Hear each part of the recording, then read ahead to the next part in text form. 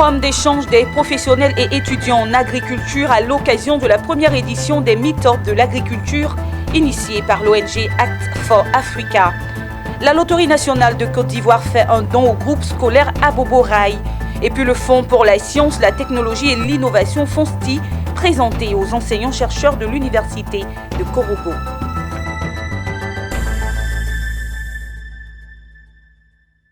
Merci de vous informer sur Business 24 Africa. Bienvenue. Le président du Sénat ivoirien, Jano Ahoussou Kouadio, a présidé la réunion annuelle du bureau ce mercredi 30 juin à la permanence de l'institution à Abidjan. Une réunion préparatoire du renouvellement du bureau, conformément aux articles 7 et 8 de l'institution. Des articles portant organisation et composition du bureau, lequel bureau est composé de 17 membres, dont un président, 6 vice-présidents, 8 secrétaires et 2 questeurs. On l'annonce en titre, les professionnels et étudiants en agriculture étaient réunis ces 29 et 30 juin à l'occasion de la première édition des Meet-up de l'agriculture. Un forum d'échange initié par Act for Africa en vue de promouvoir l'entrepreneuriat des jeunes dans le secteur agricole. La journée s'est déroulée à la Questable à Abidjan au plateau, nous disent Walter Kofi et Richard Akeke. Mettre en évidence le potentiel des jeunes dans la chaîne de production agricole en Côte d'Ivoire, c'est l'enjeu de cette rencontre à laquelle a pris part experts et étudiants en agriculture. Dénommés les Meet-up de l'agriculture, il s'agissait pour cette première édition de mettre sur le même plateau toutes les parties prenantes du monde agricole afin de parler de l'avenir du secteur. Un avenir qui réside dans une jeunesse qui peine à trouver des débouchés une fois sortie des écoles d'agriculture. Aujourd'hui, la jeunesse veut retourner à la terre, mais aujourd'hui, la jeunesse n'a pas de mesures d'accompagnement. Aujourd'hui, les finances, les jeunes ne peuvent pas avoir facilement des financements pour leurs projets. Aussi au niveau de la mécanisation. Aujourd'hui, l'agriculture est encore à l'état standard, comme on le dit. Les jeunes sont obligés de pratiquer l'agriculture comme on le faisait en 1960. C'est vrai qu'il y a des organismes et des structures financières qui financent les projets agricoles. Mais quand bien même ces jeunes-là le savent, ils ne savent pas comment bénéficier de ces financements. Donc notre objectif à travers ces forums, c'est d'en parler. Et au sortir de ces moments-là, nous voulons que les jeunes abordent l'agriculture autrement. Meublé par des conférences et des panels, ce forum d'échange a permis de soulever toutes les questions liées à la professionnalisation de l'agriculture en général et en particulier le secteur du vivrier. Une occasion saisie par des jeunes entrepreneurs porteurs de projets agricoles pour la promotion du vivrier ivoirien de présenter leurs projets. Alors j'ai présenté un projet très bénéfique pour la population ivoirienne, c'est-à-dire le projet de la digitalisation de la filière attiquée. Alors ce projet va insister dans deux zones spéciales, c'est-à-dire la maquette, le projet numérique et le projet physique. Le projet numérique va comprendre la plateforme, une plateforme à vocation agricole qui va servir de permettre à tous les acteurs de cette filière de pouvoir se réunir et d'échanger les biens communs. Il n'y a pas de laboratoire de semences en Côte d'Ivoire. Nous sommes la première entreprise à faire un laboratoire de semences de champignons en Côte d'Ivoire. Donc nous voulons former d'autres personnes qui aimeraient rentrer dans la culture de champignons. Il ne faut pas que les jeunes pensent que c'est seulement dans les bureaux qu'il faut chercher à travailler. Le travail se trouve partout. Le travail, il ne faut pas aller le chercher, il faut le créer. Il faut le créer et la terre est là pour que les jeunes se créent du boulot. Rappelons que les Meet-up de l'agriculture est une initiative de l'ONG Act of Africa. Créée en 2007 aux États-Unis, l'ONG s'est donné pour mission de contribuer au bien-être social et économique des populations ivoiriennes. L'organisation entend mettre en place un autre projet dénommé Village agricole de Côte d'Ivoire, VACI, en vue d'accompagner les startups spécialisées dans le domaine agricole. Les conclusions de l'état de la faune et des forêts de Côte d'Ivoire ont fait l'objet d'une présentation par l'IFFN, Inventaire forestier et faunique national du ministère des Eaux et Forêts.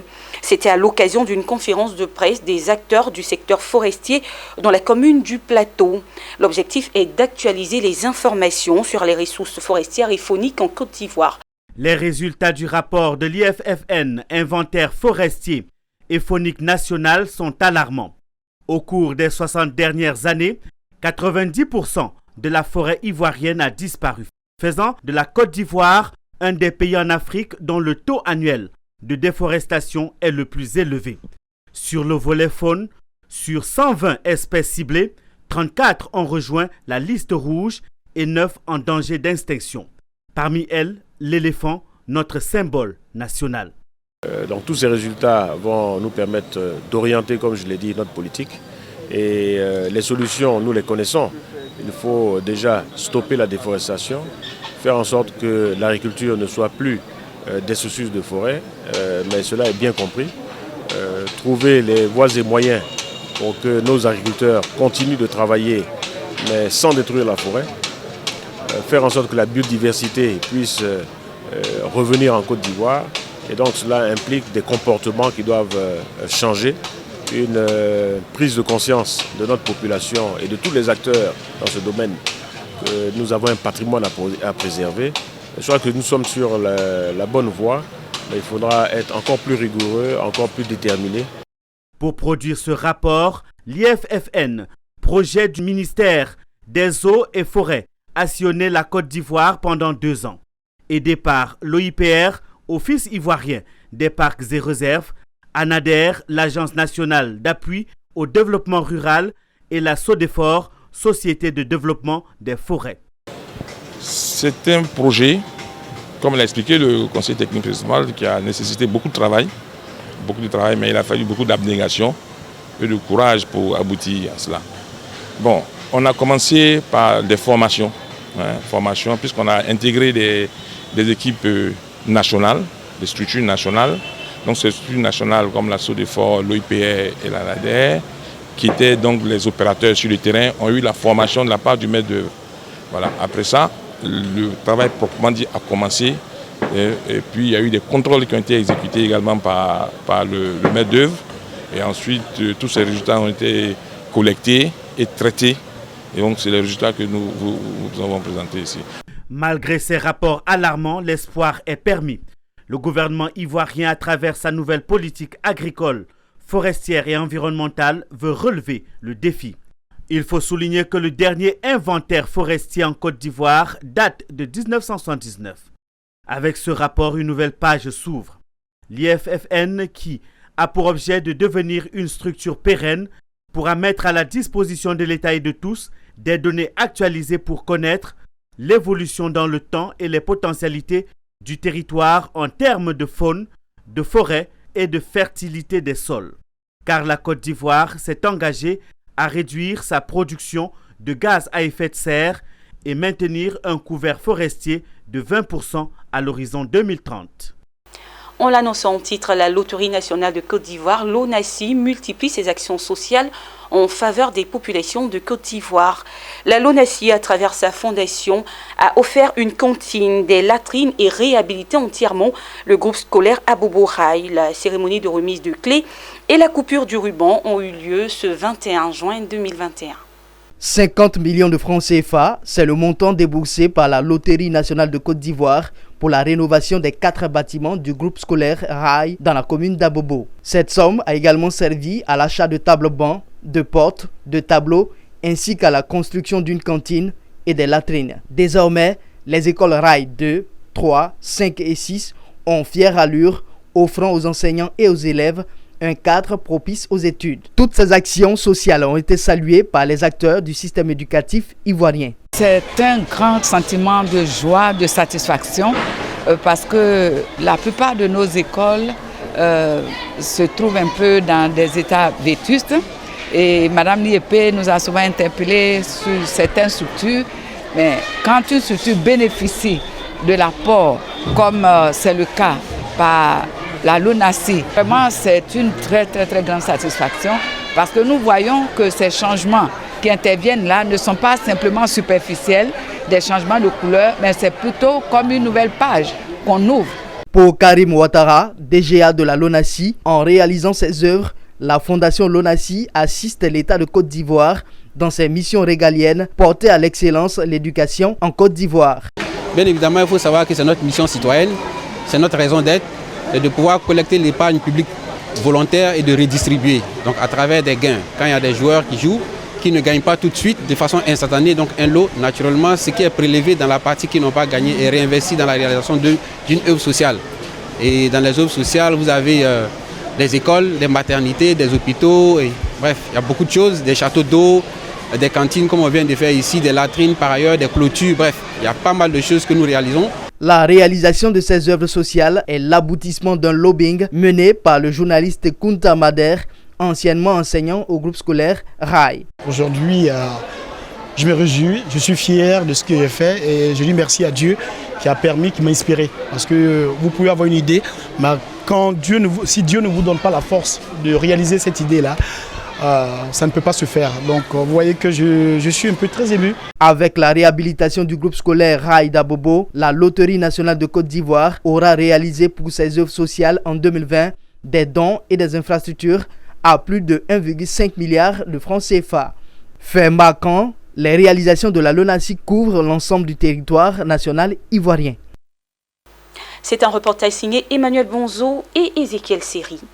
Dans le but de renforcer la formation pratique des étudiants en licence des filières sciences expérimentales, les responsables des universités Félix Houphouët-Boigny de Cocody viennent de recevoir des matériels de travaux pratiques. C'est le fruit d'un projet dénommé Projet Pulse, cofinancé par l'Union européenne en faveur des universités de l'Afrique de l'Ouest. La cérémonie officielle de remise de matériel s'est faite en présence de plusieurs acteurs du corps enseignant ivoirien. Zeynab Dosso et Augustin Kra. L'insuffisance des moyens alloués aux universités, malgré les efforts gouvernementaux importants, et à cause du faible taux d'encadrement des étudiants. Le projet vise à favoriser le rapprochement entre une université et le monde de l'entreprise. L'insuffisance de formation pratique dans les universités africaines a des conséquences sur l'insertion professionnelle des étudiants en faculté des sciences expérimentales, biologie, chimie, physique. C'est le résultat d'une enquête réalisée en 2012 en Côte d'Ivoire. Cette remise symbolique de matériel de travaux pratiques à l'université Félix Houphouët-Boigny vient combler cette insuffisance longtemps remarquée dans nos universités. C'est une action qui s'inscrit dans le cadre d'un projet dénommé Projet Pulse, projet d'appui à la formation universitaire visant la professionnalisation et l'ouverture à l'international de licences scientifiques expérimentales d'Afrique de l'Ouest. Il est cofinancé par l'Union européenne à hauteur de 1 million d'euros. Et c'est la preuve et la confirmation de l'importance que l'Union européenne a pour l'enseignement, pour la qualité de l'enseignement supérieur, qui doit aussi renforcer les capacités et les compétences des étudiants afin d'améliorer et de rendre leur accès à l'emploi, au marché de l'emploi. Ce coup de pouce dans la formation pratique des étudiants ivoiriens est bien accueilli par les acteurs de l'enseignement supérieur en Côte d'Ivoire, tous engagés pour la réussite des apprenants. Nous accueillons ce matériel avec une grande joie parce que ce matériel va permettre d'accroître la capacité opérationnelle de nos laboratoires et aussi permettre à nos étudiants de licence et même de master de pouvoir appliquer ce qu'ils apprennent en théorie et donc d'être prêts pour en tout cas le marché du travail, être concurrentiel sur le marché du travail. Monsieur le ministre a décidé lui-même de venir en personne dans les semaines à venir pour voir le matériel en salle, voir comment le matériel est utilisé et puis comment la maintenance se fait. Il tient vraiment à ce que ce matériel soit géré de façon durable. La cérémonie de remise symbolique de matériel à l'université Félix Houphouët-Boigny s'est soldée par une visite des laboratoires de physique, chimie, biologie qui a permis aux officiels de s'imprégner du dispositif d'enseignement réceptionné. Professionnalisme, intégrité morale, respect des usagers et des populations, tels sont les maîtres mots du ministère du Budget et du portefeuille de l'État et de la direction régionale des douanes ivoiriennes. Pour atteindre ces objectifs renouvelés, le directeur régional de la douane région du Poro, colonel Kamagaté Ibrahima, a procédé à la sensibilisation de ses collaborateurs. Cette donne permettra aux disciples de Saint-Mathieu d'exercer leur profession avec responsabilité. Le reportage de Thio Chong. Depuis un certain temps, la hiérarchie douanière est saisie pour des faits tels que tracasserie, arrogance et corruption des agents de la douane en général. Afin de corriger cette situation, la direction régionale des douanes de Korogo a entrepris une caravane de sensibilisation. Thème choisi, amélioration de la qualité du service aux usagers, lutte contre la corruption et les tracasseries. La cérémonie de lancement officielle s'est tenue à Abidjan et la campagne dans les bases continue.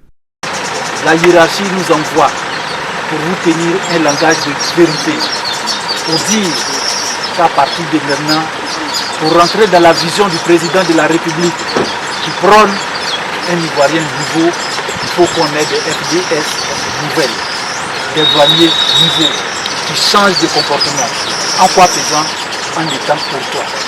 Quand on monte dans un car pour un contrôle, il faut qu'on puisse s'adresser aux voyageurs avec beaucoup de délicatesse, avec beaucoup de respect. On peut faire correctement son travail en respectant autrui. Il faut qu'on évite ce qu'on appelle les tracasseries. Exiger des documents inutiles qui n'ont pas de raison d'être. Et il faut également qu'on tourne le dos aux raquettes. C'est ce message de vérité que je suis venu vous traduire. Parce que tout simplement, nos responsables ont décidé de sévir. Et je ne souhaite pas que vous soyez les premières têtes qui tombent. Cette campagne est soutenue par des affiches posées dans les différents services de la direction régionale des douanes, dans les corridors, autres brigades et unités de douane au nord du pays.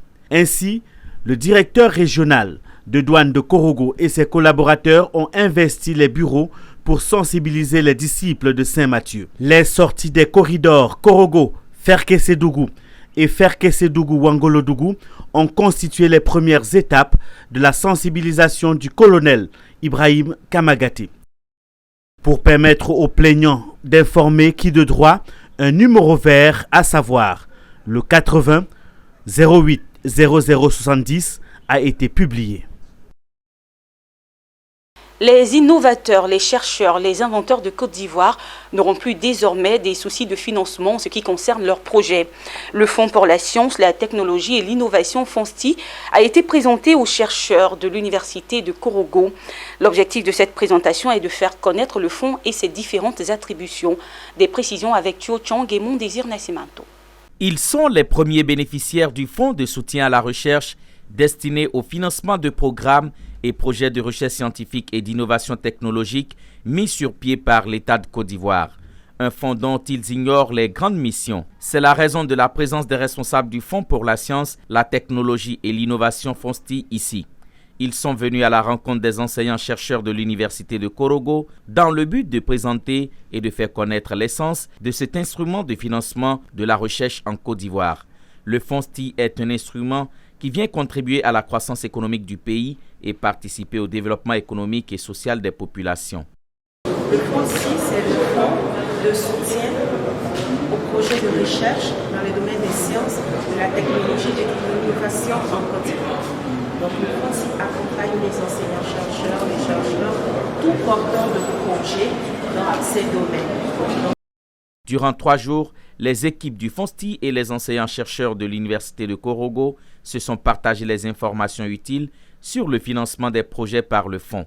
Un financement qui varie entre 30 à 75 millions de francs CFA par projet admis. À ce jour, une dizaine de chercheurs bénéficient de l'appui du fonds, dont 2 enseignants-chercheurs de l'université Pelé-Forogon de Korogo. La Jeune Chambre internationale secteur Bouaké a mené récemment une opération sportive et de santé en faveur des populations. Dénommée Journée Fitness, l'activité consiste à sensibiliser justement les populations sur les bienfaits du sport, gage de bien-être physique et mental. Emmanuel Bonzo nous en parle.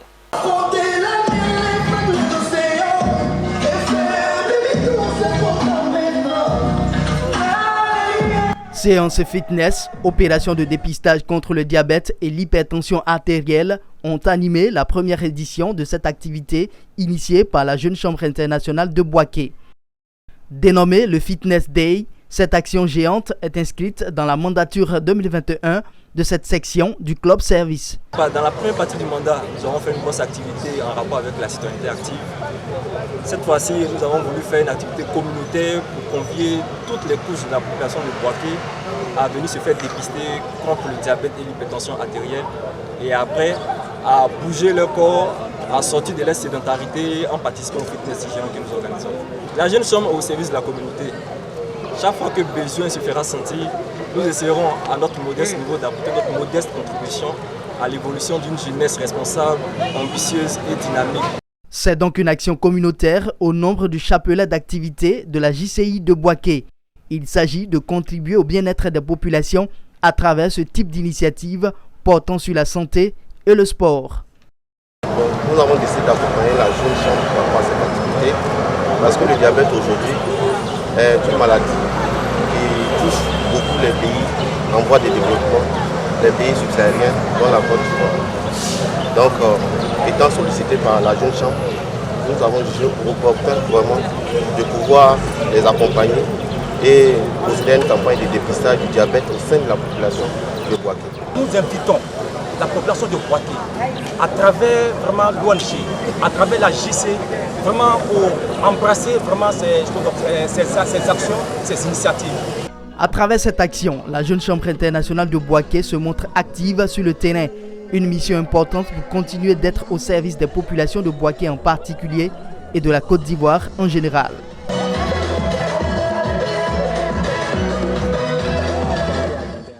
Et il s'est tenu le week-end dernier la deuxième réunion ordinaire du Conseil régional de l'Abagoué au titre de l'année 2021. Plusieurs points étaient inscrits à l'ordre du jour, notamment l'état d'exécution des projets et les rapports sur la situation de l'Abagoué au plan sécuritaire, éducatif et sanitaire. Il a également été question du renouvellement du bureau du Conseil régional. On en sait plus dans ce reportage signé Ouattara Daouda, notre correspondant dans l'Abagoué. Après la première session ordinaire le 21 avril passé à Kanakono, c'est le centre culturel de Bondiali qui a abrité la deuxième session ordinaire en présence du corps préfectoral et de plusieurs élus et cadres de la région. 7 points étaient à l'ordre du jour. Il s'agit entre autres de la lecture des procès-verbaux de la première réunion du bureau du Conseil, l'état d'exécution des projets, le rapport sur la situation de l'Abagoué au plan sécuritaire et éducatif. Les directeurs régionaux de l'éducation et de la santé ont fait des présentations sur la situation scolaire et sanitaire de la région. La réunion d'aujourd'hui, voilà, je pense. En tout cas, aujourd'hui, nous avons eu une section qui a porté d'abord sur 7 points. Le premier point, c'était l'adoption du PV de la première session de l'année. C'était la deuxième session de cette année, il faut le dire. Donc, on a adopté le PV de la première session. Nous avons donné ensuite des informations par rapport à la région. Ensuite, il y a eu des communications de certaines structures étatiques telles que la direction régionale de la santé qui nous a montré à peu près la carte scolaire et la carte sanitaire de la région. Il y a aussi le monde éducatif, la DRENA, qui nous a montré aussi la carte scolaire, pour ne pas dire la situation réelle de l'école. Et bien sûr, vous savez tous que aujourd'hui le niveau de l'école est très bas, malheureusement. Et je dis, personne n'est responsable, nous sommes tous responsables. Pour cette deuxième session, le Conseil a adopté la reconduction du bureau, la liste de toutes les infrastructures achevées et celles en cours de réalisation a été rendue publique. Au total, une vingtaine de réalisations ont été achevées. Le Conseil régional de l'Abagoué a mis en place un comité qui va se charger de réfléchir sur la question de l'école dans la région de l'Abagoué. Beaucoup d'efforts ont été faits. En 2013, c'était pratiquement 6 lycées et collèges. Aujourd'hui, vous avez vu les chiffres, c'est plus de 25 lycées et collèges aujourd'hui dans la région de l'Abagoué. Grâce à l'effort du gouvernement, grâce à l'effort aussi de la région, du conseil régional et aussi des collectivités. Il est bon de noter qu'avant les activités de la deuxième session, le président du conseil régional, Siama Bamba, a procédé à la pose de la première pierre d'un espace socio-culturel dénommé Parc Nabanga de Bondiali. C'est la fin de cette édition d'information. Merci de l'avoir suivi. Quant à moi, je vous retrouve la semaine prochaine pour un autre journal. Au revoir.